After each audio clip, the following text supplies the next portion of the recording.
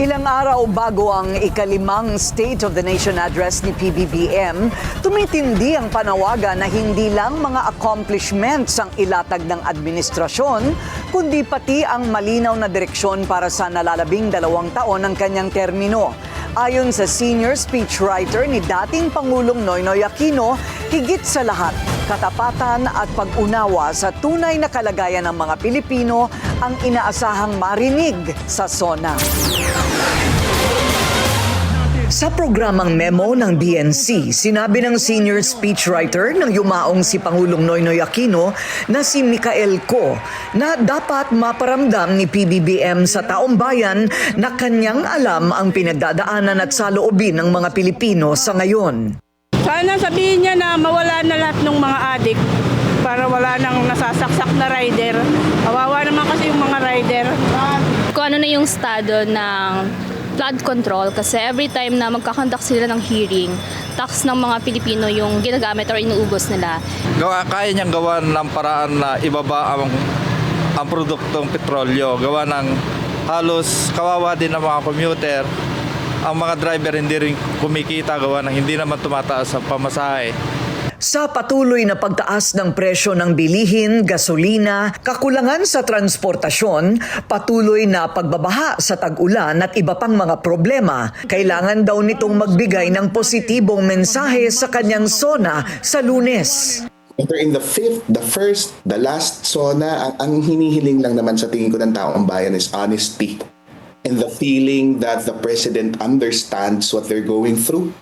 And kung akong tatanungin, lalo na sa ikalima, particular sa ikalima, towards the end, gusto mo ng uplifting na mensahe, gusto mo ng something that makes you feel positive at the end of the day, makes you feel proud of being a Filipino. Sa paglipas ng mga administrasyon, ilang linya mula sa mga nakaraang SONA ang tumatak sa isip ng publiko. Mula kina dating Pangulong Noynoy Aquino at Gloria Arroyo, nariyan din ang mga hindi malilimutang mensahe nina Fidel Ramos, Joseph Estrada at Rodrigo Duterte na naging sentro ng diskusyon matapos ang kanilang mga talumpati. You and I can act separately and achieve very, very little. Or you and I can act together and achieve much, much more. Naniniwala ako na kapag nagawa natin na tayo'y nagkaisa-isa, tayo'y nagkasama-sama, lahat ng uri ng pagsubok ay malalampasan natin. Paparamihin natin ang mga kababayang may trabaho. Paparamihin natin ang mga batang makapag-aaral sa kolehiyo. Paparamihin natin ang mga kababayang may sariling tahanan. Paparamihin natin ang pamilyang may pagkain sa mesa. Ang pangarap ninyo ay pangarap ko rin. Transformasyong tinatamasa natin ngayon ay magagawa nating permanente sa gabay ng Panginoon hanggat buo ang ating pananalig at tiwala at hanggat nagsisilbi tayong lakas ng isa't isa. Patuloy nating mapapatunayan na the Filipino is worth dying for. The Filipino is worth living for. At idagdag ko naman po, the Filipino is definitely worth fighting for. Your protest, which I find the way misdirected, then you got it all wrong. Your concern is human rights. Mine is human lives.